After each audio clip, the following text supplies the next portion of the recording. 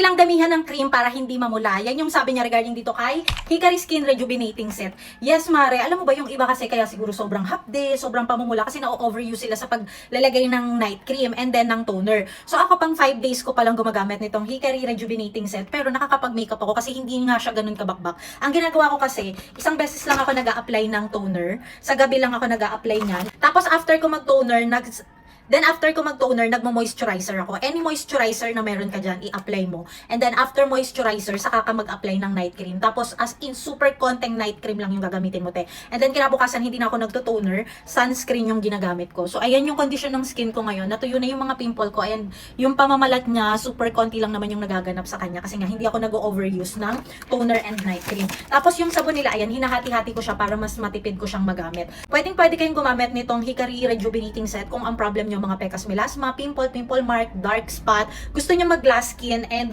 gusto nyo yung rejuvenating set na hindi nakakatusino ng mukha. Girl, itry mo na din to. Super affordable lang nito, guys. Kaya kung gusto nyo na din simula ng inyong rejuvenating journey, ay try nyo na din to. Super affordable. Lagay ko dyan sa basket para makapag-check out ka na din.